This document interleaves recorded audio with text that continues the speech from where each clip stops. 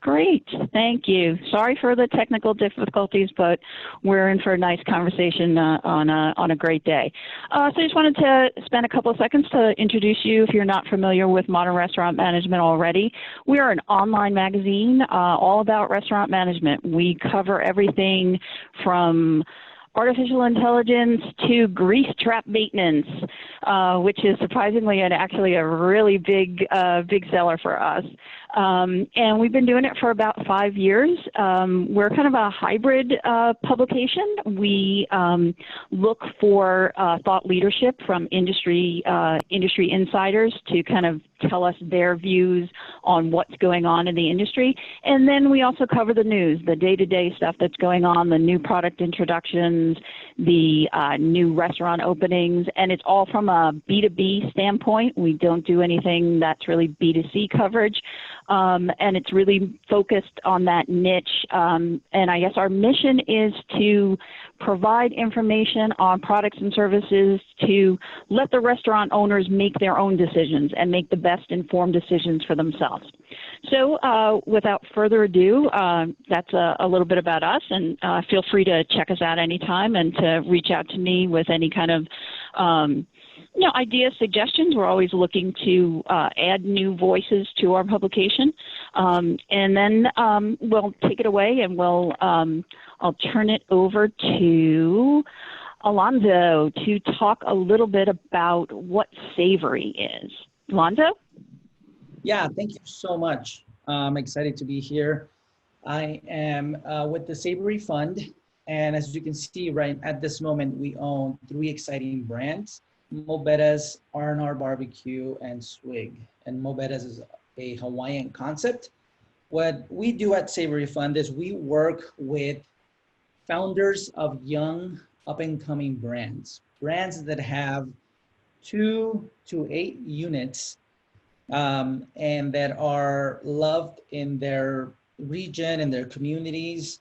And the founders at that stage are, working 24/7 from 6 a.m. doing payroll to 11 p.m. doing finances.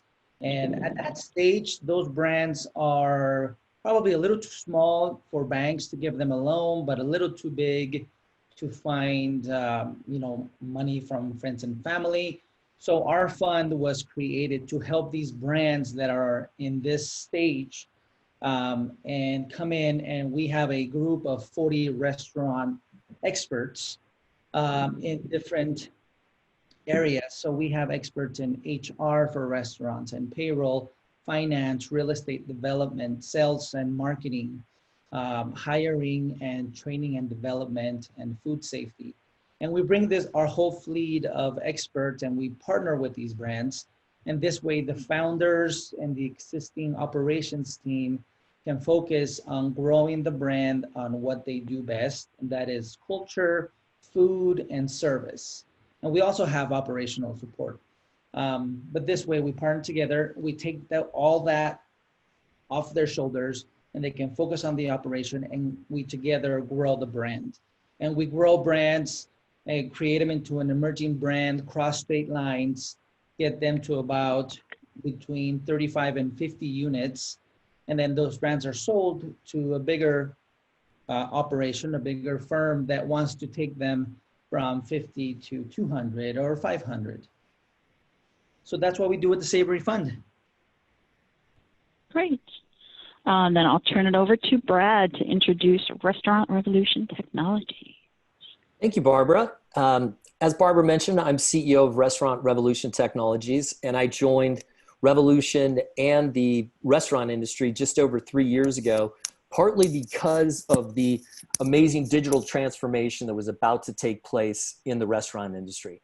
And I've spent my career in various digital transformations. So I was president of Napster during the digital music transformation.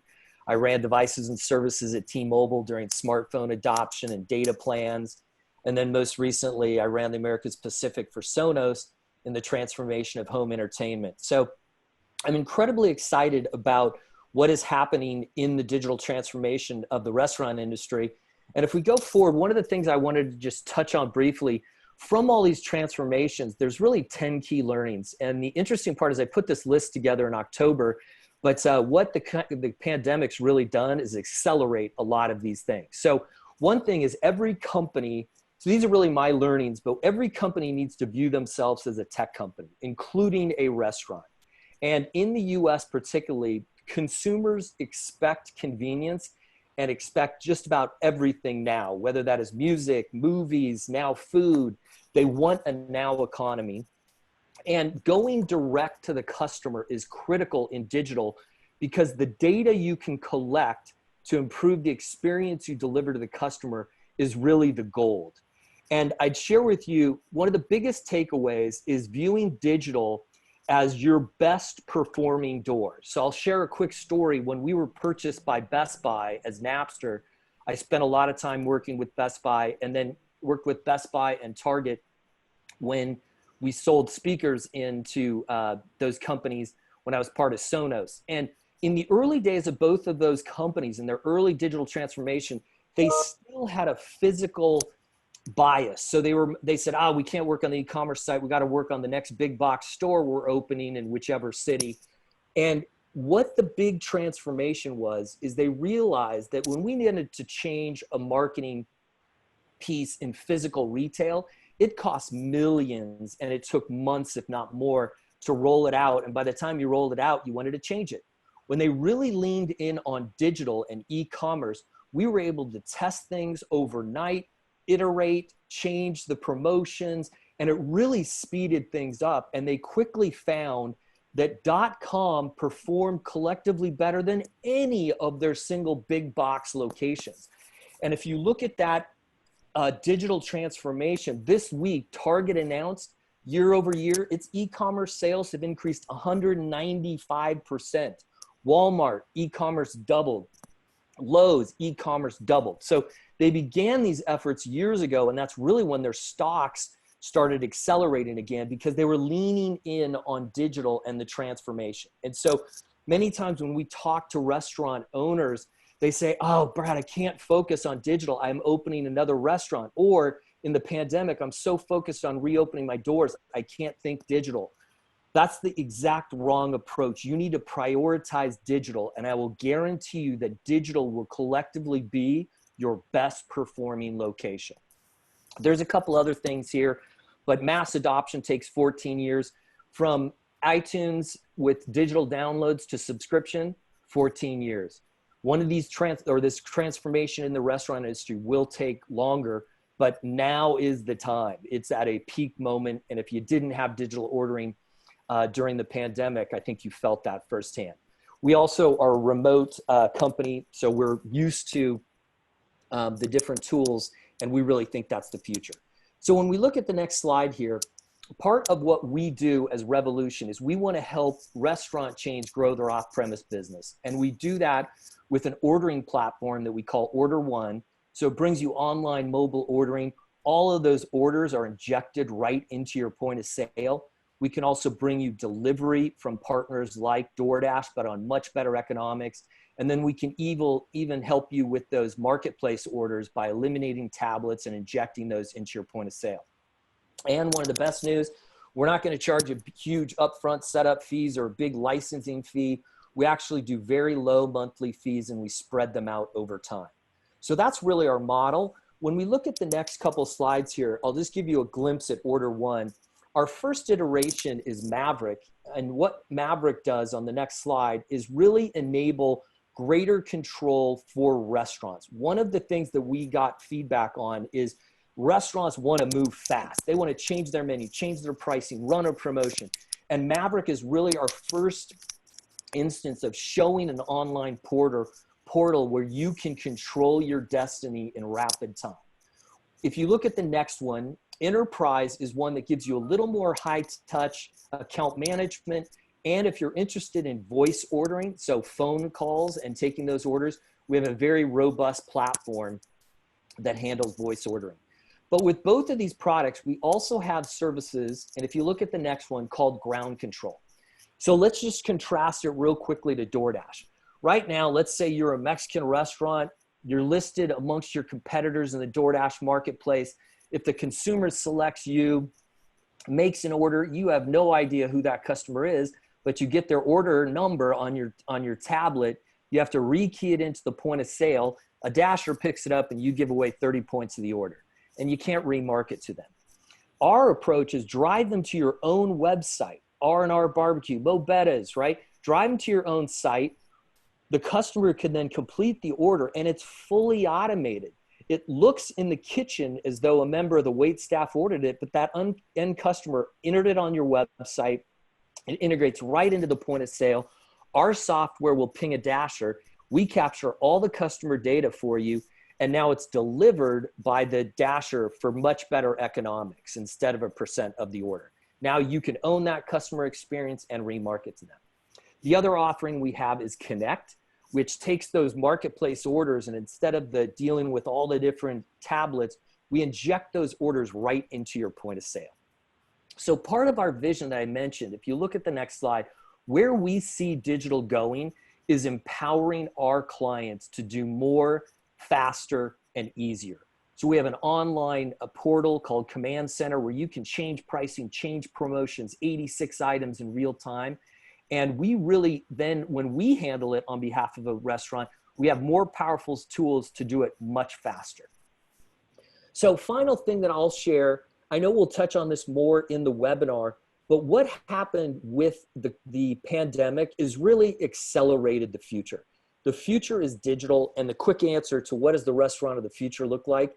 It is digital. Restaurants are technology companies. And some of the things that we saw with this first wave was really customer or clients saying, help me with messaging so people know I'm still open. We had curbside as a functionality, but many clients had not activated it. You'll hear from Alonso. They did incredibly creative things. We flipped on curbside. They created virtual drive-throughs, curbside pickup, very innovative.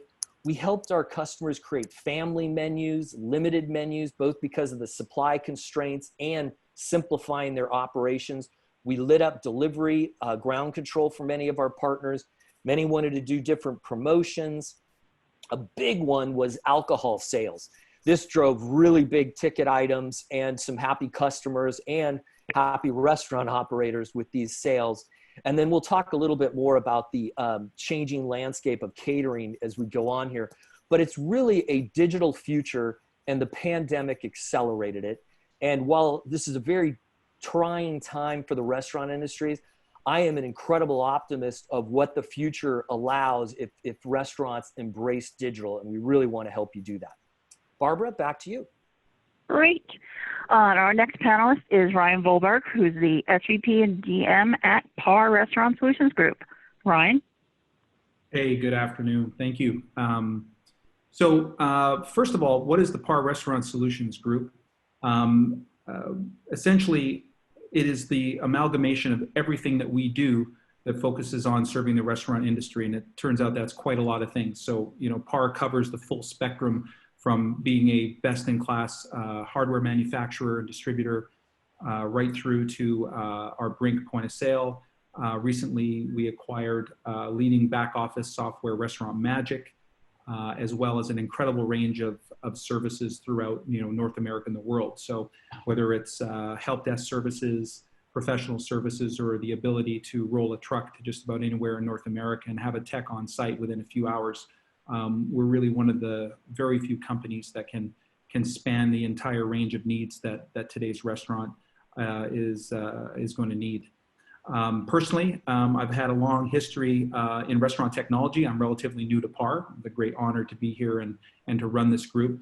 But I've been on the leading edge of technology in our industry for quite some time. I was the founder and CEO of a company called VivoNet, which was one of the first true enterprise point of sale systems, cloud-based point of sale systems, partnered with Micros for a number of years, and founded a second company, Instant Financial, which did daily pay for restaurant workers. So I've had a true passion around innovation, trying to stay ahead of it, and that's very much what is at the center of what we're doing at PAR these days. So a couple of quick stats on who PAR is. We have installations in over 110 countries around the world. On our Brink platform, which is our best-in-class enterprise point of sale native cloud product, 10,000 and climbing rapidly rooftops.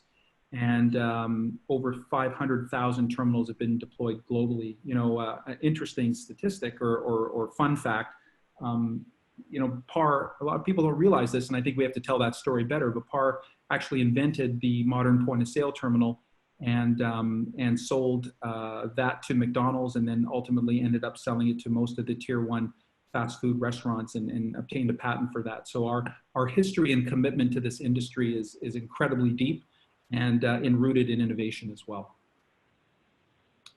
Logos, lots of them. So, you know, this is an amazing advantage we have as we get to work with not just the biggest, but I would say also the most innovative brands in the world. They have a lot of things in common, and they also have a lot of things that differentiate them.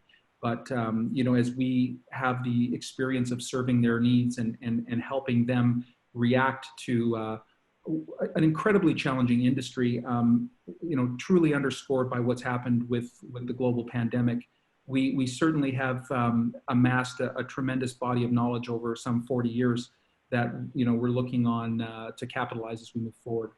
So what are we about? Who do we serve? What's our brand promise? So at the end of it, or sort of not the end of it, but at its core, we believe that our job is to connect the restaurant brand to the guest, and to not get in between that relationship. So it used to be, you know, that, you know, food, service, location were the most important thing. But now technology and the guest experience has emerged as maybe becoming the most important thing. So in terms of the old adage, location, location, location, increasingly location is digital. And so when we look at our technology, what we realize is that increasingly the guest experience is being influenced by technology. And we believe that our customers need to have a high degree of control to differentiate through technology.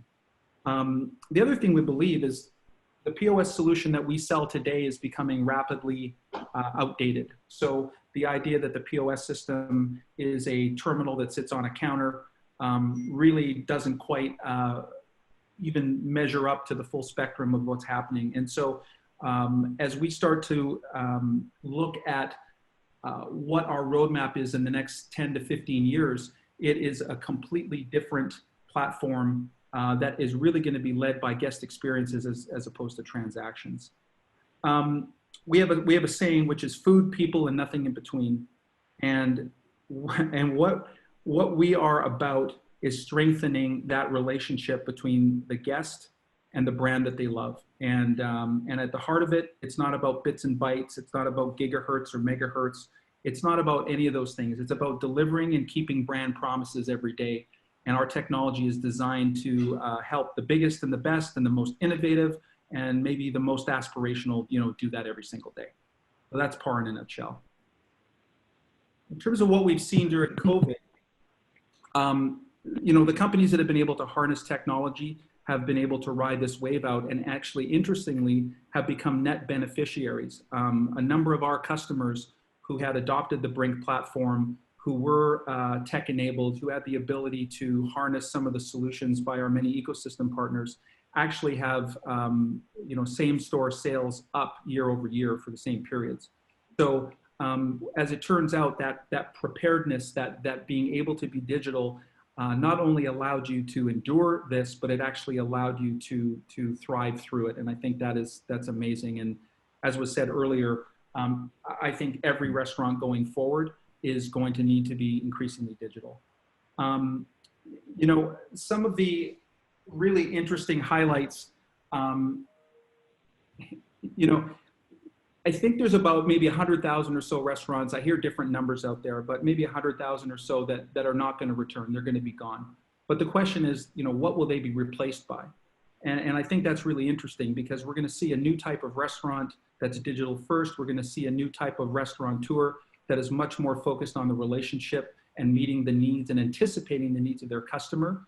And so as we emerge from this period, we're going to see great acceleration in our industry, and it's going to be led by this new fresh crop of restaurants that kind of move into the vacuum that's been created. So it's a pretty or exciting time for our industry. Well, at that, I'll turn it over to our panelist or to our moderator, and look forward to a fun discussion. Great. I'm loving hearing the enthusiasm and the excitement for the industry in everybody's presentation. We're hearing a lot of doom and gloom. And if we had done this presentation 8 months ago, we could have had the exact same topic and been talking about different things. But we're in a different time. Things are changing, and technology has now become the focus for restaurants, as you're all talking about.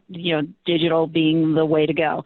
So I guess my first question is, let's get some examples. So I guess we'll go to Alonso first. Of what has this tech had an impact for restaurants in the past few months? Yeah. So, like Brad was saying, we as restaurateurs, we were all already, I believe, pushing towards getting more digital business, more digital orders. The industry by itself, because of DSPs, was, growing on third-party delivery. But with COVID, everything just accelerated so fast. I read something today that even senior citizens are switching over to ordering online, which is awesome. It's crazy and it's fantastic. But having the right partner in online ordering and having the right partner in POS is key. That's one of the biggest things that benefited us during the hard times of COVID. We didn't have curbside pickup before COVID hit. We didn't have what we coined as a virtual drive-through, and just reaching out to our partners and saying, hey, we need a link so we can create a QR code so our customers can pull up and they can scan the page that our employee is going to have in their hands, or they can scan the board that's going to be standing outside the store, or they can scan the table topper. That was huge, and we moved on that fast, and rules changed every day. It was very beneficial. Our brands were able to benefit from having curbside pickup. I'm gonna say within 36 hours, we turned that on with QR codes and having the right messaging through online orders.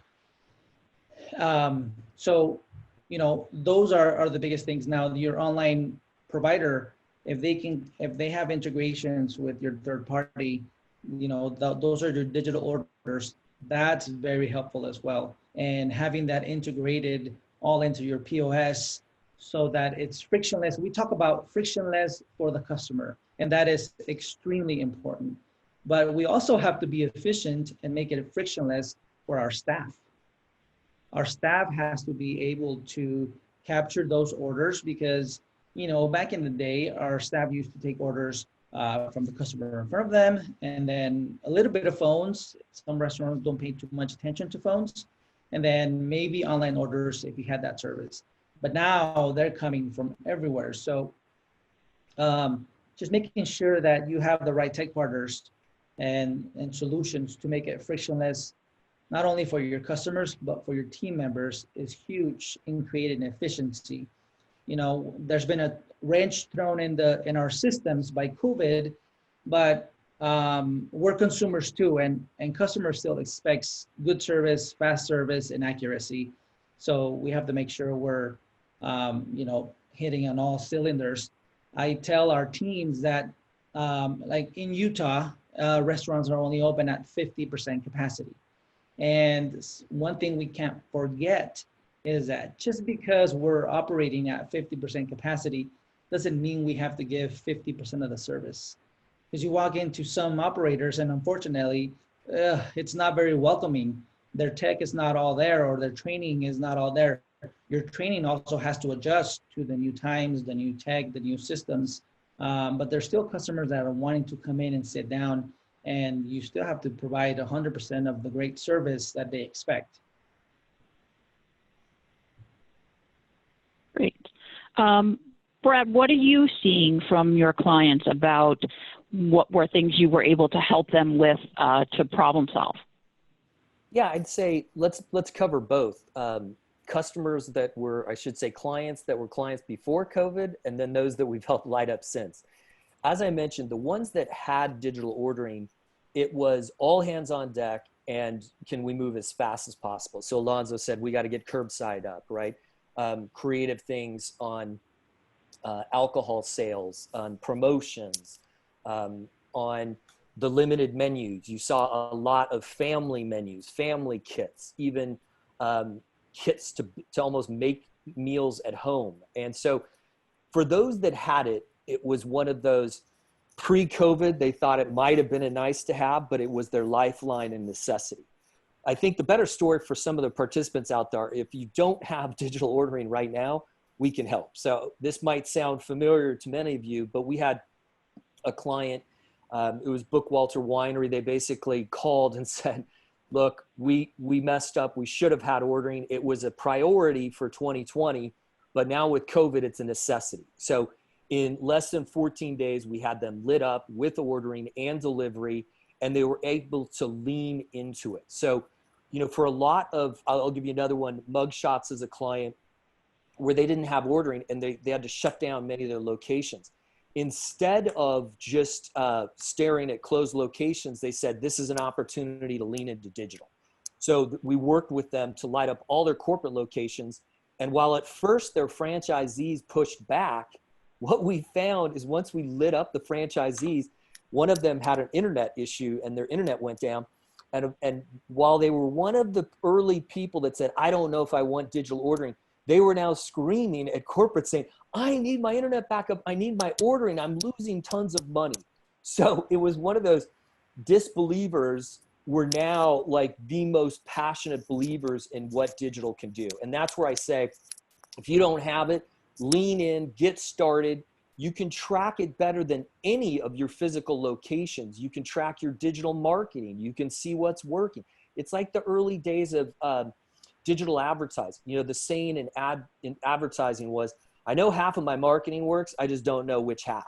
Well, the reason digital took off, if you could track it, you can see it. We can help you drive and grow your digital sales. So if you don't have it, we can help you get there.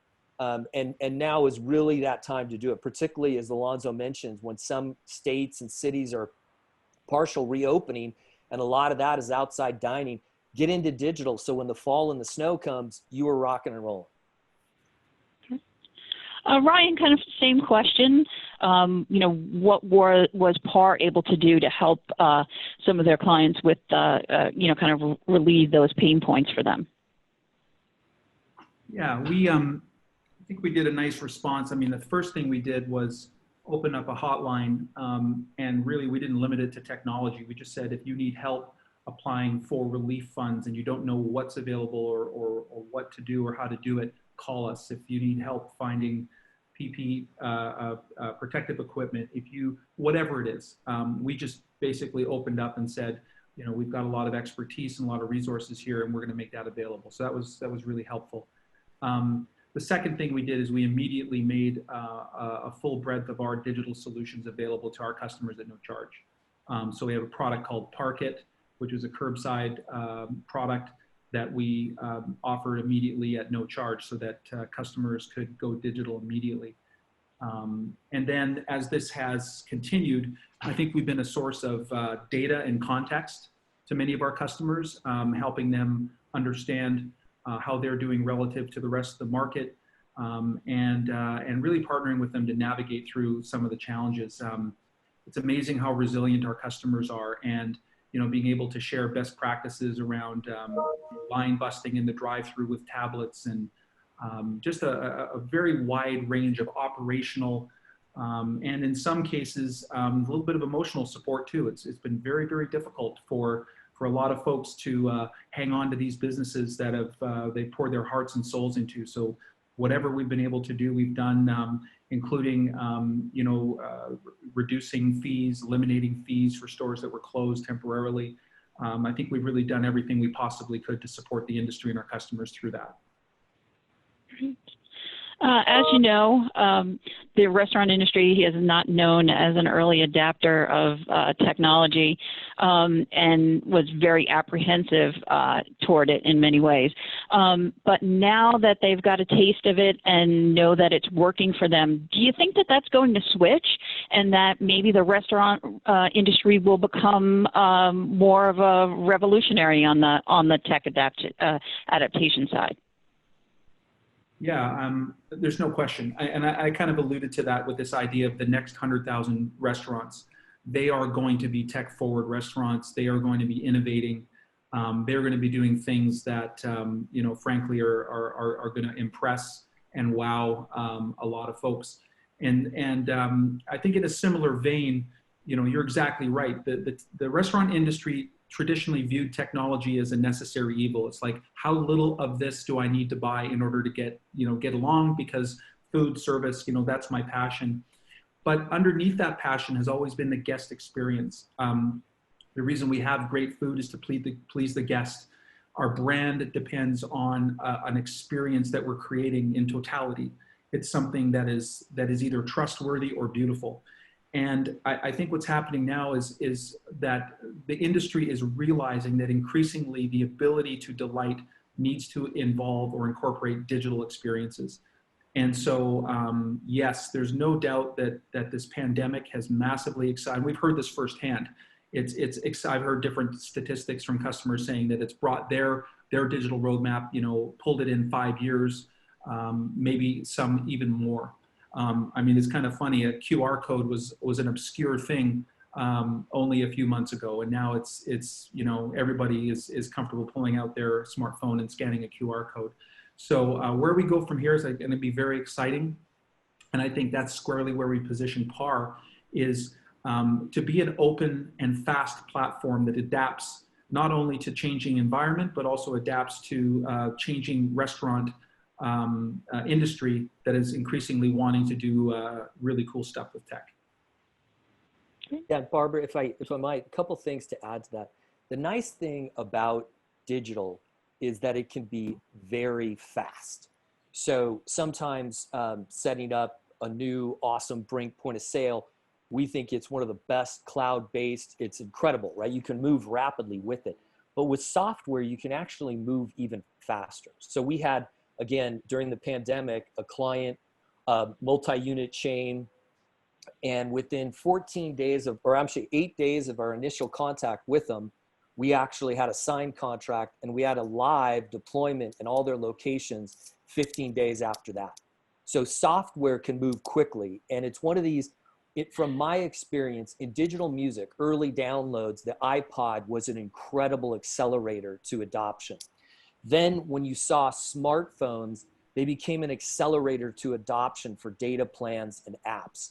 The pandemic is an accelerator because while a lot of people thought off-premise and digital ordering was a nice to have, they've seen real time it is a must have. And so I think what you're seeing now is you've got to be part of it. Go now, and don't, you know, if there's a second wave or anything, you need to be up and running. But what we're also seeing is even with restaurants opening, consumer behavior has changed. So we're holding very high digital ordering for our clients, even with their physical stores opening up. So it's now more of an expectation. Consumers will expect a restaurant to have digital ordering, expect to have delivery, and you need to be able to satisfy those consumers' behaviors. They're here, and it's an exciting time. Great. Let's totally flip the switch and talk a little bit about off-premise and catering, which is kind of not been, kind of the conversation on that has been muted, I guess, in a way, over the past few months. Where do you see this going, a year from now, a few years from now? What are we going to be seeing, and how is technology really going to be, the recovery of that? Alonso, I don't know if you wanted to take that up from your experiences. Yeah, I can take that one. So catering is very interesting because catering is one of the things that completely disappeared. It's with people not going into office buildings, it completely went away. And I hear that from many different brands. So what we have done is we identified that social catering is still around, and we've started to target that and bring in, weddings and other social gatherings that are happening now. Although they're smaller, that's part of the business that's still there. Some offices are going back to work, and a little bit of catering is coming back. But that's where, again, you can have those. There's third-party partners that offer catering and that are great platforms, but the integration into your technology is key. If those orders can come in, but they go directly through your online ordering and they just pop up on your POS, that's fantastic. That's the frictionless that I'm talking about that is very necessary. Same with third-party partners, third-party delivery. It's no longer, third party also is no longer just a nice to have, or should you consider having it. It is a necessity. The customer is living in the third party platforms. Pick one, they're living there, and they're, maybe 18 months back, they were saying that customers were not switching from third party providers. If they downloaded one, they stuck to one, but now they're jumping around and seeing who's offering free delivery today, or who's offering the less expensive delivery, or a certain percentage off. So it's a must-have now. Now, I'm an operator. We own restaurants. I am all about saving that commission. I understand the conversations out there, and I understand the concerns about those commissions taking up some of the profits. But if you talk to your online ordering provider, and you talk to your third-party provider, you can, come to an agreement where they give you a flat fee just for delivery, and then you integrate that into your online service, and now you just transfer that delivery fee onto the consumer, which they're already used to paying, and you eliminate your commission. So that's huge, because right now everyone's trying to capture as many profits as possible, because our dining rooms are not at full capacity. Yeah, Barbara, so thanks, Alonso. If I could add to that, I'll share a very specific example. One of our clients had a massive catering business to corporate locations. And when the pandemic hit, a lot of catering, which was previously corporate, and visualized big platters of deli sandwiches, where you'd serve them on a table and everybody at the meeting would come get them. That world suddenly screeched to a halt. One of the features that we have on our platform is actually group ordering. So what we saw was a massive uptick in families saying, we're going to order from Jason's Deli tonight. They shoot out the email. Each family member just adds their order, and it came just like they wanted, all in one order, but individually packaged. Now, as restaurants start to open up, that same partner of ours has started to do corporate catering again, but instead of one big platter, we call it group ordering, where each sandwich is individually packaged and packaged with COVID in mind, so that it is sanitary, it's separate, it's not a big complete order of platters, but individual elements. I'll give you another example. Our client works with teachers, and teachers might say, okay, let's get Jason's Deli this Friday. And while they all want to do it, no one wants to pay the bill and collect from everybody. So we have a feature called multi-pay group ordering. Each teacher orders their own piece, and they put in their own payment. It's grouped as one giant order and delivered as one, but now safely individually packaged and individual payments. So those are things that I call it more of catering 2.0. And we're even seeing a more recent customer of ours, it's a Brink Revolution customer, that said, while I have 10 locations, I want to create 10 phantom locations. I'll do drops in this neighborhood if they order in a certain time frame. So that's why I'm just incredibly impressed by the creativity of our clients in addressing ways to satisfy the needs of the customer, their concerns around safety, and just do it in a creative, can-do way. Great. We're getting some questions from the audience, so I'd like to bring them on. So large enterprise QSRs seem to be doing well. Are they the chains that you're referring to, or are you also seeing the sub 100 location chains and the mom and pops are now more open to digital too? I'll tackle that one first. I think it's not necessarily if you're big or you're small. It's just how well, and some of this was fortuitous. I mean, if you had a drive-through, you were COVID ready in many respects, because that, for the most part, there was a few modifications in terms of that final face-to-face interaction. But for the most part, customers that have had drive-throughs have done, fairly well, because they were much more prepared, or that were already digital. So it wasn't a case of the size as much as it was how digital ready were they, or how many, different on-ramps did they have to ordering. Yeah, so I think from our perspective, that's what we've seen is, and there's always this mindset too, right? Which was, and this is, I think something I found interesting, and I think it was Alonso who mentioned it.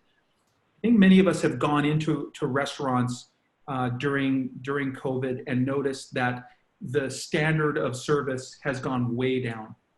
And it was almost like there's this excuse, which is, well, we're under duress, and so we're gonna allow our standards to go down because maybe we think it's justified. We have no choice.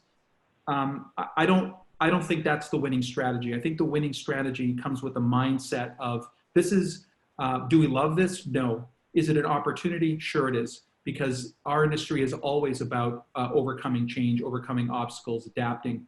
And so what we're seeing is this incredible energy and enthusiasm being put into recognizing that, pandemic or not, somebody said, well, this was on our 5-year roadmap, it's accelerated. Well, it was on your 5-year roadmap. This was coming, younger consumers needing more convenience and different ways to order, different ways to buy. We're already starting to speak with their business, sending it to people that were more digital forward, more convenient, more anticipatory, gave better rewards, understood them better. So I think the mindset, it trumps all, because I don't care if you have a drive-through or not. What's going to happen is, if you're looking at this as a challenge and as a way to adapt your business to be a leader in the next 10 years, then you're going to make those modifications. And it's really amazing to see some of the innovation that's happening out there, and we're just, we're proud to be a part of it, and to try to power it as much as we can.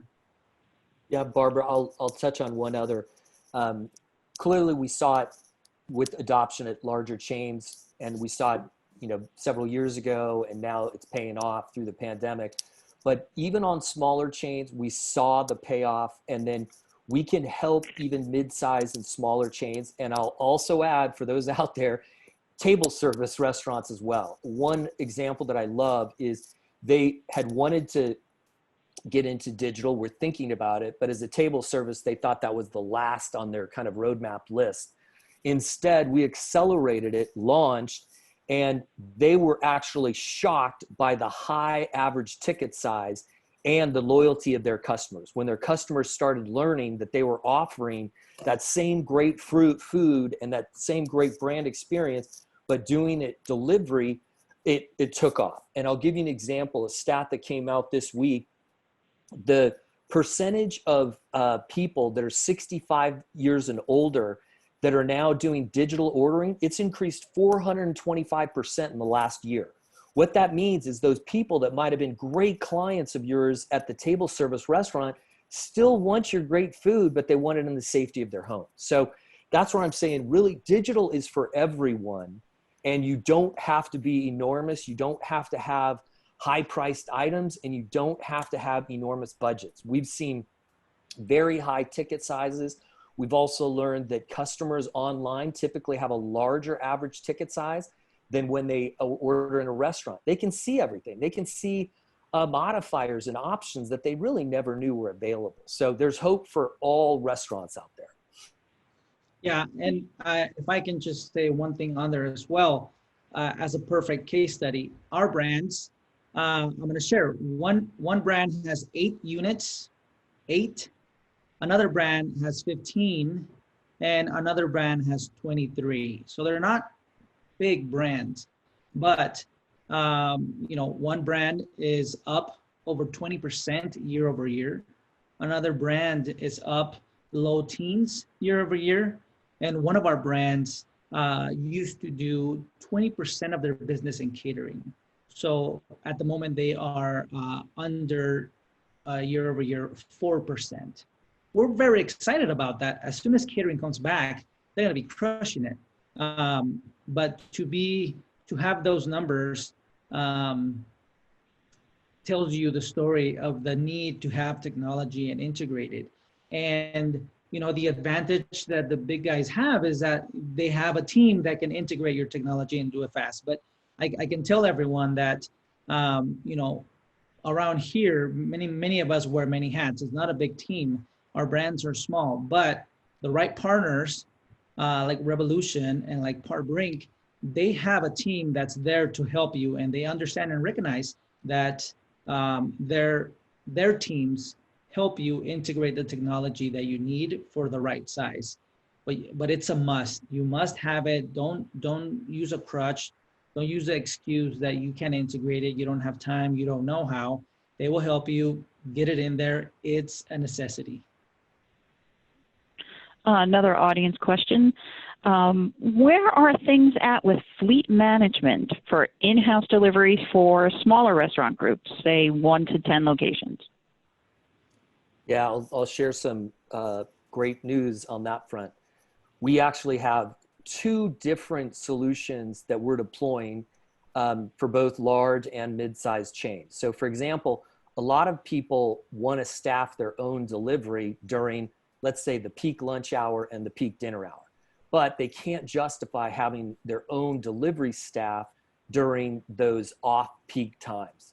What we can do with our ground control product is actually pick up delivery in certain day parts. So not only if you have no delivery, can we bring DoorDash and enable it for you on the flat fee like Alonso mentions, you capture all the customer data.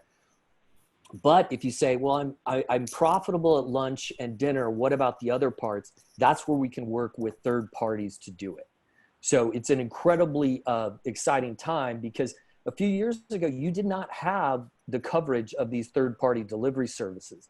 Now the coverage has increased fantastically, right? All sorts of cities, suburbs, and that. So it's something that you can do without having to manage it all yourself. Great. So, well, I guess let's wrap up with a long question that I'm sure the answers will be. Hey, Barbara, there's one on here that I want to make sure that we hit. Okay, sure. It says, how do you convince a large number of owners to digitize? And I want to share this one because this is where I think the future is going. So imagine large franchisee groups.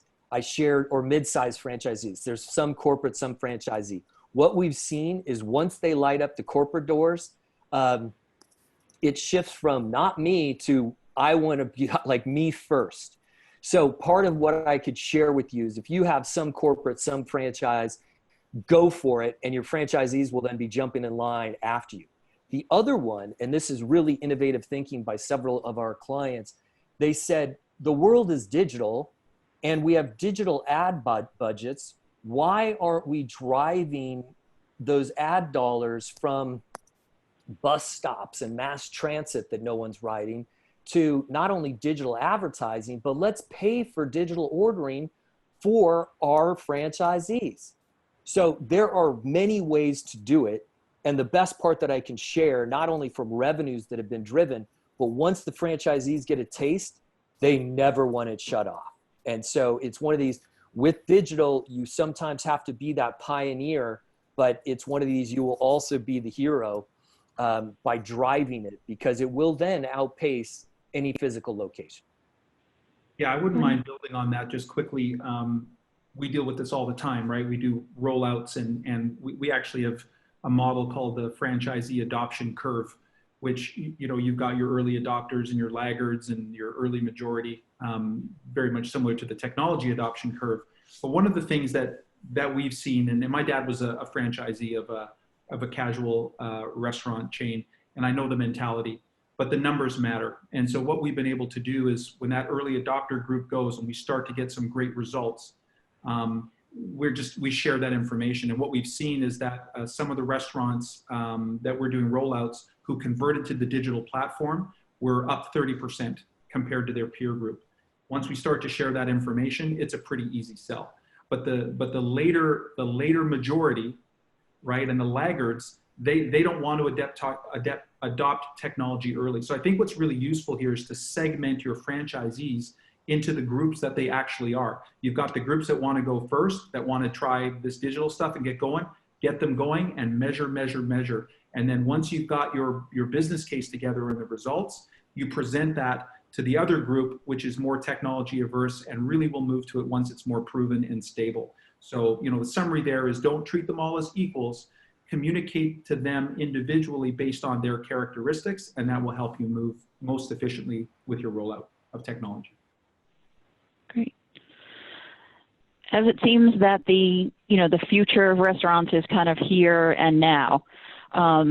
So what is the future? We've seen everything accelerate. As you said, the 5-year plan has, became a 6-month plan in some ways. Are we going to see the things that seem so far out, AI and drones and robots? Are we going to see those happen? And kind of what do you expect the restaurant experience to be like a year from now? Yes, Alonso, if you want to take it first. Yeah, I can jump on that. You know, all the robotics and AI and drones sound amazing and fantastic. Right now, there's still a world pandemic. And I can tell you what we're doing. We're focusing on what's available now. We're focusing on creating that frictionless experience and truly having an omni-channel system. So getting your technology that is available to integrate with other services that are must-haves. If you have a system that you have a great POS, and then you're able to connect a kiosk, and it has great online ordering provider, and it integrates with your third-party delivery providers, and they integrate with your loyalty program, and you can use your phone to place orders. You have that right now. Put that together, make it work seamlessly. And then as other tech comes out, if it's a necessity, you're gonna see it, you're gonna hear about it, and then start looking into it. But use what's working now, what the consumer wants now. Ryan, Brad, you want to touch on it? Okay, yeah, I'll go. So here's what I would say. I've worked with the drones, I've worked with the robots, and it's all super cool. But if a robot delivers an inaccurate order, the customer is going to be just as pissed off. So what I would recommend is really talking about the basics and the fundamentals that Alonso's highlighting. You need to have digital ordering. You need to have pickup. You need to have curbside. You need to have delivery. You need to have group ordering, catering. Let the customer choose, and then really work on your new operations in your restaurant. I'll share a couple that we have clients that are working on. The new layouts are saying, okay, I'm going to build an actual drive-through or a digital drive-through where it'll recognize and you can do curbside to it. They're actually building 2 make lines, one dedicated for internal dining, one dedicated for off-premise, so that on-premise guest doesn't sit there and wait behind 15 digital tickets. They're seeing less indoor footprint and less physical real estate. You can drive digital and literally have doors that flex, right, that handle it. You can actually do smart routing of orders to locations that are less busy and have them handle that delivery instead. So I think you're going to see lots of innovation, but the key is giving that customer the convenience to order how they want, delivering a great experience, that food travels well, you've thought it through. And then what you will see Alonso touched on loyalty and other things, is a much more personal relationship. That if you've interacted before, I know you, I know what you like to order. It's simple, one click. If you're interacting the first time, I might give you a special promotion to come back again. So you're going to see it more personal, more choices, and much more holistic, right? And integrated with marketing.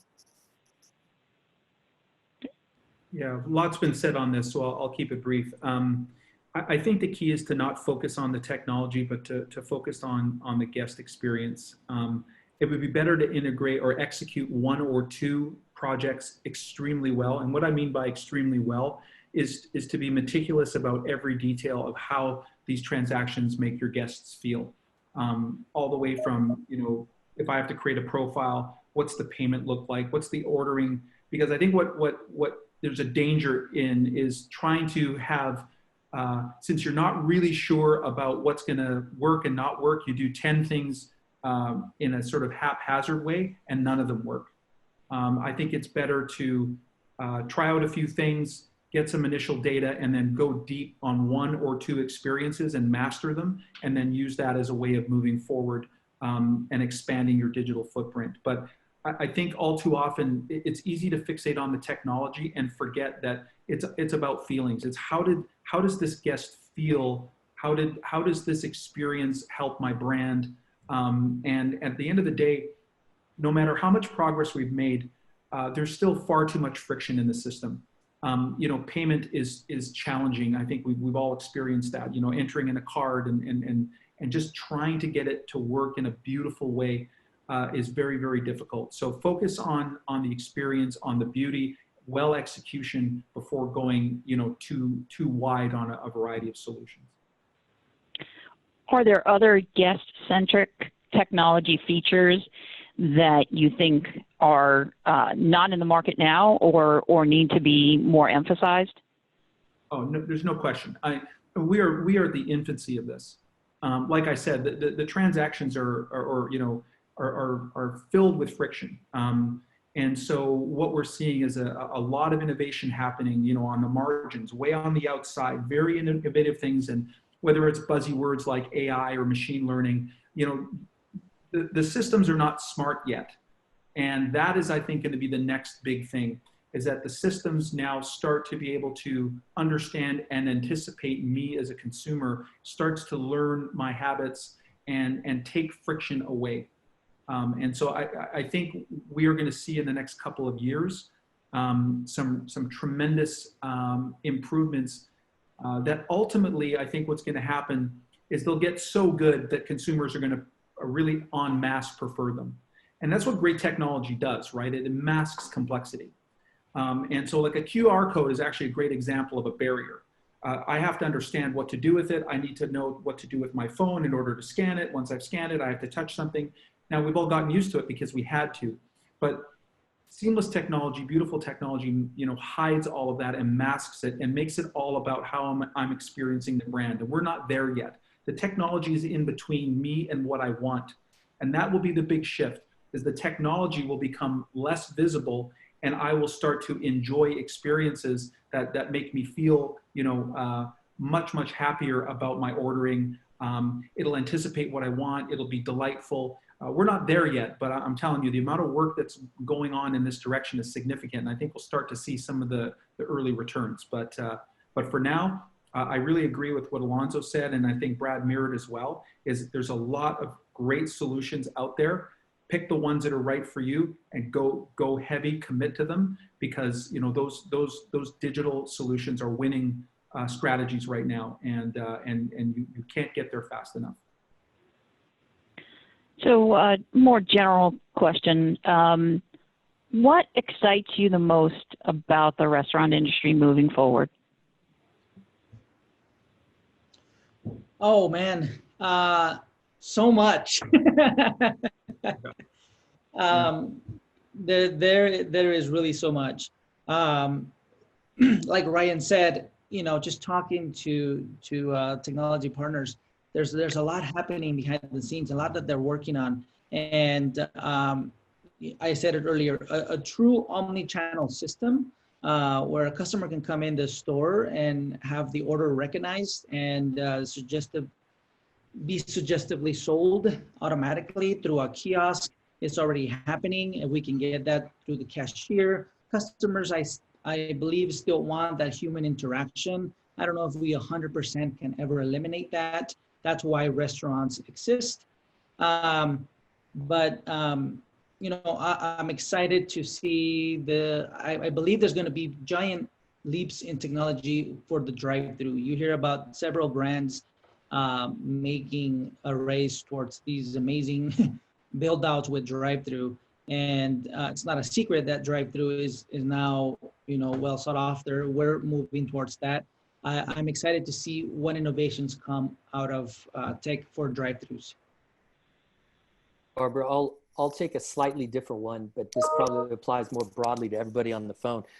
I think one of the most exciting things are the opportunities for the people in this industry, because in each transformation that I've been through, change freaks people out, but change equals opportunity.